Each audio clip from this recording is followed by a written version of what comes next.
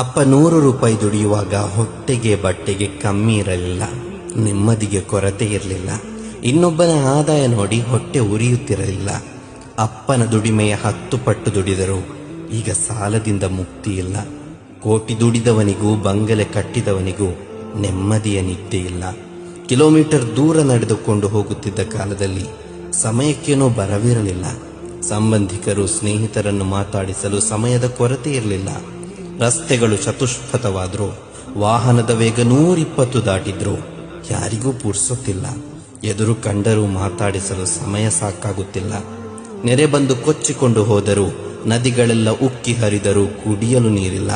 ತಿಂದದ್ದು ಕರಗಿಸಲು ವಾಕಿಂಗ್ ಹೋಗುವವರ ಮಧ್ಯೆ ಹಲವರಿಗೆ ಇಲ್ಲಿ 3 ಹೊತ್ತು ಅನ್ನವಿಲ್ಲ. ತಿನ್ನುವ ಆಹಾರ ತೊಟ್ಟಿ ಸೇರಿದರೂ ಹಸಿದವನಿಗೆ ಉಣಿಸುವವರಿಲ್ಲ. ಮಣ್ಣಿನಲ್ಲಿ ಆಡಿ ಅದೇ ಕೈಯಲ್ಲಿ ಹೊಟ್ಟೆ ತುಂಬಾ ತಿನ್ನುತ್ತಿದ್ದ ಕಾಲದಲ್ಲಿ ರೋಗಗಳ ಹೆಸರೇ ಗೊತ್ತಿರಲಿಲ್ಲ. ಆಸ್ಪತ್ರೆಯ ದಾರಿಯೇ ತಿಳಿದಿರಲಿಲ್ಲ. ಬಗೆ ಬಗೆಯ ಕೆಮಿಕಲ್ ಹಾಕಿ ಕೈಮೈ ಶುಚಿಗೊಳಿಸಿದರೂ ಅನಾರೋಗ್ಯ ತಪ್ಪುತ್ತಿಲ್ಲ. ಔಷಧಿ ಇಲ್ಲದೆ ದಿನ ಸಾಗುತ್ತಿಲ್ಲ. ಹೊನ್ನು ಮಣ್ಣಿನ ಶೇಖರಣೆಯಲ್ಲಿ ಆಯುಷ್ಯ ಮುಗಿದದ್ದೇ ತಿಳಿಯಲಿಲ್ಲ. ಪಕ್ಕದವನೊಂದಿಗಿನ ಪೈಪೋಟಿಯ ದುಡಿಮೆಯಲ್ಲಿ ಸ್ವಂತಕ್ಕೆ ಬದುಕಲು ನೆನಪಾಗಲಿಲ್ಲ. ಎಲ್ಲವನ್ನೂ ಗಳಿಸಿ ನಿಟ್ಟುಸಿರು ಬಿಡುವಷ್ಟರಲ್ಲಿ ಶರೀರಕ್ಕೆ ಆತ್ಮದ ಬಲವೇ ಇರಲಿಲ್ಲ.